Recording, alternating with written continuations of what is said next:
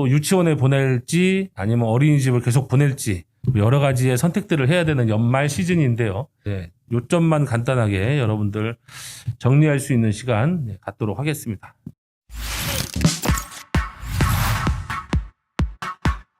네, 안녕하세요. 네. 저는 지금 6살 아이 지금 특수반에 보내고 있는 엄마입니다.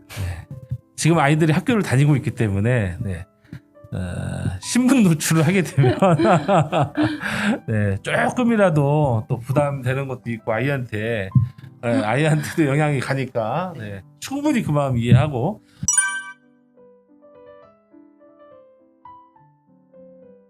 장애를 기준으로 어린이집을 보내야 될지 유치원을 보내야 될지 또는 어린이집 중에서도 알아보다 보면 이미 여러분이 많이 아시는 분이 계시겠지만 장애아 전담 또는 전문이라고 하는 어린이집이 있고요.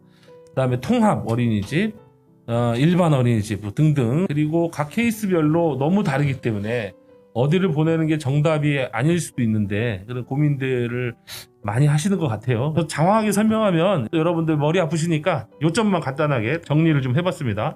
장애아 전담 어린이집은 일단 장애 등록을 안 해도 되죠. 그리고 진단도 안 받아도 되고 소견서나 건강검진서만 있으면 일단 보낼 수 있다. 혹시 보내보셨나요? 네? 전담 어린이집은 보내본 적이 없어요. 장애아 전담 어린이집은 전국적으로도 몇 개 안 돼요. 네, 맞아요. 그래서 광역시 안에서도 한두 개밖에 없어서 일단 사실은 전담 어린이집이 있긴 하지만 보내기가 만만치 않다.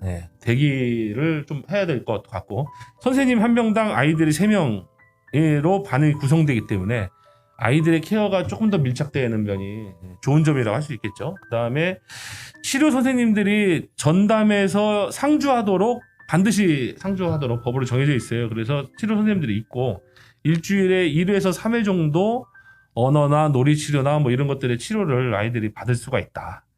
그런 점들이 좋은 점이 되겠죠. 근데 이제 발달 지연이 대부분 아이들인데 지적장애나 자폐성 장애 아이들이 대부분인데 원마다 조금씩 성격이 다른 데도 있더라고요. 그래서 뇌성마비 아이들이 많이 있는 곳은 또 그런 친구들 때문에 더 보내시기도 하니까 전체 퍼센티지가 또 그렇게 많이 가는 곳도 있고 그래서 원마다 좀 알아보시고 원하는 곳에 보낼 수 있도록 찾아보시는 게 좋겠다 하는 부분이 있고 그 다음에 어린이집이기 때문에 오후 늦게까지 연장 보육이 좀 가능하다. 그리고 방학이 없다.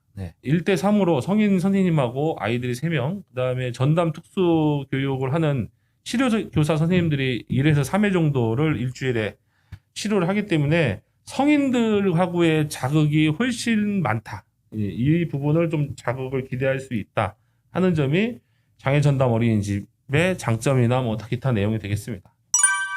다음 것은 이제 통합 어린이집 또는 통합 유치원 이렇게 보면 되겠는데 이것도 저희가 한번 다뤘었어요. 그래서 비장애 아이들하고 장애 아이들하고 반을 따로 운영하는 거.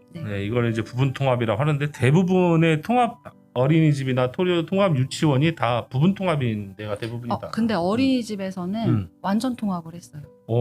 그래요? 근데 거기 그러니까 일반 어린이집 같은 경우에는 각자 이렇게 따로 분리해서 하는 게 쉽지가 않고 환경이 그리고 선생님들이나 인력이 부족하기 때문에 일반 아이들이랑 같이 어울려서 노는데 선생님이 두 분이 계신 경우나 이제 그런 경우가 많아요. 네. 뭐 말씀해 주신 것처럼 그러니까 사실 그 어린이집들의 시설 규모라든가 선생님의 인력 규모라든가 그것에 따라서 원마다 굉장히 차이가 있다라는 점 알아두시면 좋을 것 같아요. 그러니까 반드시 그냥 일단은 찾아가 봐야겠네요. 네, 맞아요. 다시 정리를 하면 장애 진단이 이건 이제 통합 유치원 같은 경우에는 특수교육 대상자로 등록이 돼야만 보낼 수가 있으니까 장애 진단이 필요로 합니다. 여기에 관련한 내용은 좀 이따가 우리 선생님하고 인터뷰하면서 또 자세한 얘기 좀 볼 수 있을 것 같고요. 그 다음에 한두 학급 정도가 특수반이고 나머지는 이제 특수반이 아닌 일반반 이렇게 구성이 돼 있습니다. 그러니까 반이 뭐 한 10반이라고 치면 그 중에 1개, 2개 정도 원마다 엄청 차이가 있다. 이것도. 그리고 전문 치료교사가 상주하지 않는다. 의무가 아닙니다. 그래서 그런 것에 굉장히 그 뜻이 있는 원장님이 있는 곳 같은 경우에는 뭐 치료교사가 유행이 있을 수도 있고. 네. 그런데 네. 통합 어린이집 같은 경우에는 그곳에서 치료를 하지 않지만 네. 뭐 다른 복지관이나 연계해서 아이들을 데리고 가서 뭐 개별이 아니라 뭐 같이 이렇게 수업을 듣는 경우나 뭐 치료를 받는 경우도 있어요. 나가서요. 네네. 네. 이게 저기 선생님을 파견하는 것도 있더라고요. 맞아요. 네. 선생님이 유치원에 와서 해주는 경우도 있거든요. 네. 그런 것들도 확인해 보셔야 되고. 그다음에 유치원 같은 경우에는 등하교 시간이 굉장히 짧아요. 9시에 등교해서 1시 정도에 오후 1시에 학교하는 게 일반적이고 네. 그거 말고 이제 조금 더 있어야겠다 하는 경우에는 종일반을 또는 방과 후 이렇게 두 가지 이름을 부르기도 하는데 그래서 4시에서 5시 사이에 학교하는 이런 시스템을 하게 되는데 이것도 원마다 다 차이가 있다. 네. 네. 그러니까 좀 알아보셔야 되고 아무래도 이 맞벌이를 하시는 부분들은 좀 어려울 수 있겠죠. 그러니까 그런 마음의 준비를 좀 해야 될 것 같아요. 유치원 보내고 싶다면. 종일반을 이렇게 운영하는 유치원이 많지 않아요. 특수학급 같은 경우에는. 네. 그다음에 더 치명적인 걸 수도 있는데 여름 방학, 겨울 방학이 또 있다. 봄 방학이 있는 데도 있더라고요. 짧게. 네. 그래 조사를 해다 보니까 그래서 여름 방학은 되게 한 달이고 겨울 방학은 2달 정도의 방학이 있는데 방학 중에는 다행히도 종일반을 또 운영을 하기도 한답니다. 근데 이것도 원마다 차이가 있다. 보통 일주일 정도는 이 종일반도 방학을 해요. 그래서 거의 지정되어 있는 일주일 정도의 시간은 무조건 유치원에 가지 못하고 그 외에 그 학교에 방학 기간 중에는 종일반을 가게 됩니다. 부모님들이 굉장히 많이 보육에 참가할 생각을 해야 되는 부분이겠네요. 제가 보내는 유치원은 그렇지 않은데 도시락을 싸가는 경우도 많다고 들었어요. 방학 기간에는. 진짜. 네. 단점도 얘기는 했지만 상대적으로 장점도 있죠. 그래서 여기는 치료교사 선생님들이 상주하지 않고 치료 프로그램이 많지 않은 대신에 아무래도 통합반이고 그다음에 비장애 아이들하고 같이 다니니까 또래의 자극을 좀 많이 기대할 수 있다. 그다음에 자조력을 좀 키우는데 도움이 되지 않을까 하는 기대를 더 가질 수 있다. 제 생각에도 통합 유치원을 선택한 이유도 뭔가 혼자서 할 수 있는 자조 능력 같은 거에 향상이 될 것 같고 또 일반 아동들이 하는 활동에도 참여할 수 있는 기회가 그만큼 많아서 저도 그 특수반을 보내게 된 이유이기도 합니다. 네. 2가지 장애 전담 어린이집하고 그다음에는 통합 유치원 또는 통합 어린이집 뭐 약간 시스템이 다르겠지만 어쨌든 통합을 한다는 거 요점만 알아봤습니다. 그럼 조금 더 깊게 알아보시려면 유치원에 대해서 정보를 아는 건 유치원 알림이라는 사이트가 있대요.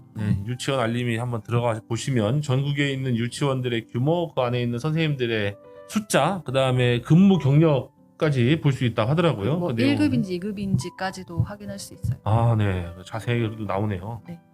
그런 거 한번 확인해 보시면 좋을 것 같고 그다음에는 어린이집 같은 경우에는 육아종합지원센터라는 사이트가 또 있답니다. 그러니까 유치원은 또 4가지로 분류가 돼요. 그래서 내용에 참 보시면 국립이 있고요. 병설이 있고 단설 공립이 있고 사립이 있고 이렇게 4가지가 있답니다. 근데 뭐 여러분이 아시기에 굉장히 간단하게 생각하면 국립은 전국에 3개밖에 없어요. 일단 국립 어린이집 보낸다는 건 되게 어려운 일이고 병설 공립이 있고 단설 공립이 있는데 병설 공립 같은 경우에는 이제 학교에 같이 붙어 있는 거. 단설 공립 같은 경우에는 학교에는 따로 같이 있진 않는데 시에서 운영하는 따로 나와 있는 유치원 그걸 단설 공립이라고 하게 되고요. 대개는 근데 병설을 다니게 될 거예요. 그 다음에 이제 사립 유치원이 있다. 자, 그 다음에 이제 어린이집 같은 경우에는 앞서도 말씀드렸지만 장애아 전문 어린이집이 있고요. 장애아 전문 어린이집 말 그대로 장애 아들을 위해서 만들어진 거라 사실상 몇 개 없고 가기도 힘들지만 어쨌든 장애 아들이 전담해서 다닐 수 있는 곳들이고 통합 어린이집은 이제 아까 말씀드린 것처럼 특수반이 존재하고 부분 통합으로 해서 같이 수업할 때도 있고 따로 수업할 때도 있고 이렇게 되고 그 다음에는 일반 어린이집이 있겠죠. 이거 말고 이제 가정식 어린이집이 있죠. 그 전 단계. 그렇죠. 네, 이제 0세부터 다니게 돼요. 네.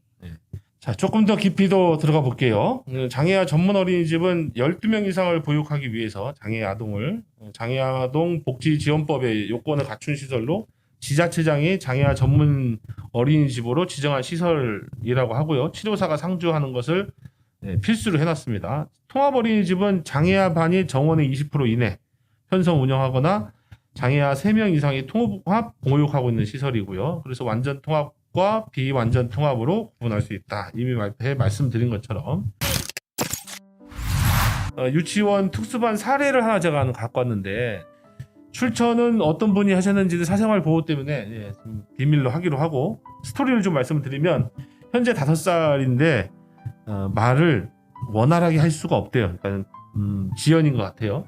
그리고 4살 때 대학병원 재활의학과에서 검사를 해서 지적장애 소견이 나오기는 했대요. 지금 그 병원 갔을 때 장애 등록을 하는 게 좋겠다. 의사 선생님이 그러면서 서류를 써주겠다고 했는데 너무 그때 충격을 받아서 결과를 듣자마자 멘붕이 오고 그냥 서둘러서 흐리면서 나오고 집에 가서 엄청 울고 장애 아이라는 것이 확실하게 된 거잖아요 그날. 근데 등록은 하기는 싫었다고 합니다.